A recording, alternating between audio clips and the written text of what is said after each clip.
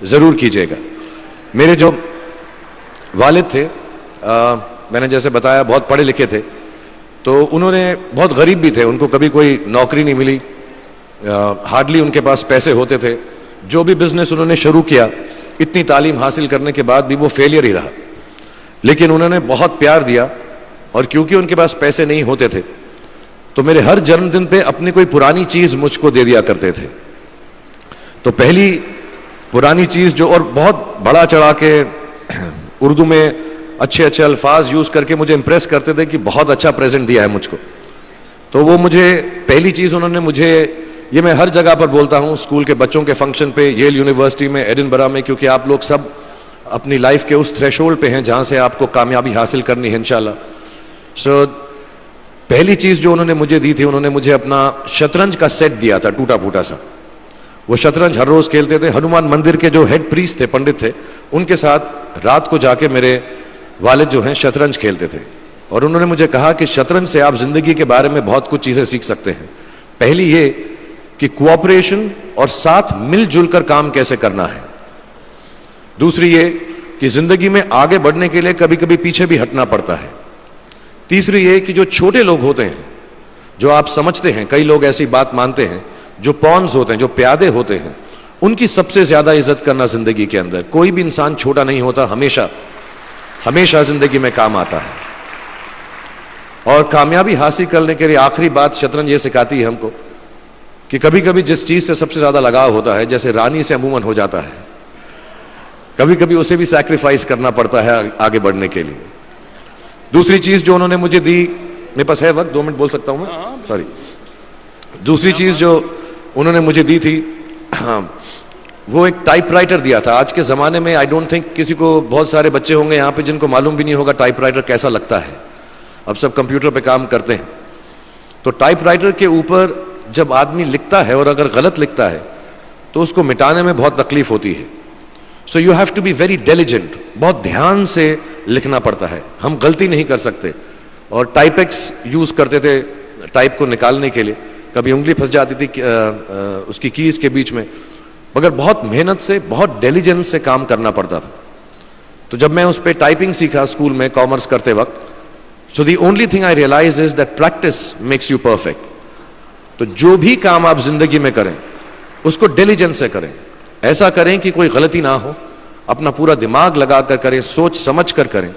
ऐसे करें कि ये काम जिंदगी में आपका पहला काम है और इसके बाद आपको मौका नहीं मिलेगा, और शायद ये काम आपका जिंदगी का आखिरी काम है, इसके बाद फिर मौका नहीं मिलेगा। So do it with that kind of diligence. तीसरी चीज उन्होंने मुझे कैमरा दी थी, क्योंकि बहुत गरीब थे, वो कैमरा चलता नहीं था बिल्कुल भी, सिर्फ उसके व्यू फाइंडर से बड़ी अच्छी अच्छी तस्वीरें दिख जाती थी, लेकिन खिंचती बिल्कुल भी नहीं थी। और इससे मुझे उन्होंने सीख दी कि जो हमारी क्रिएटिविटी होती है, हम जो भी, कभी कभी हमारी हॉबी होती है, कभी कभी हमारा उससे प्यार होता है, लेकिन हम उसको अपनी नौकरी नहीं बना सकते, अपना काम नहीं बना सकते। बहुत कम लोग ऐसे फॉर्चुनेट होते हैं जैसे मैं हूं कि जो मेरी हॉबी थी, जिस चीज से मुझे प्यार था, कलाकारी से, एक्टिंग से, वो मेरा पेशा भी बन गया। अमूमन ऐसा होता नहीं है, लेकिन जो हमारी कला है, चाहे वो पोएट्री है, चाहे वो लिखना है, चाहे वो पेंटिंग है, चाहे जो भी चीज, गाना है, अकेले में गाना है, हमारी क्रिएटिविटी जरूरी नहीं है कि दुनिया एक्सेप्ट करे। जैसे उस कैमरा की तस्वीरें दिखती नहीं है, लेकिन उसमें देखने से खूबसूरत लगता है हर कुछ, वैसे ही आपकी जो क्रिएटिविटी है वो अपने लिए रखें। क्योंकि जिंदगी में कभी ना कभी, कहीं ना कभी ऐसा मुकाम आएगा जब आप बहुत अकेला फील करेंगे। हो सकता है दुख का समय भी आए, उस वक्त आपकी जो क्रिएटिविटी है वो आपकी सबसे अच्छी दोस्त होगी, दुनिया उसको माने या ना माने। मैं बहुत खराब पोएट्री करता हूं, लेकिन जब भी दुखी होता हूं तो लिख लेता हूं। सराफ साहब से मैं अब सीखना भी चाहता हूं।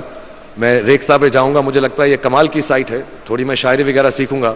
मेरी शायरी बहुत खराब है कि हमने तुम्हारी याद में रो रो के टब भर दिए, वो आए और नहा कर चल दिए। इस लेवल की पोएट्री है। लेकिन जब दुख होता है, ये भी बैठकर जब लिखता हूं तो बहुत दिल को शांति मिलती है।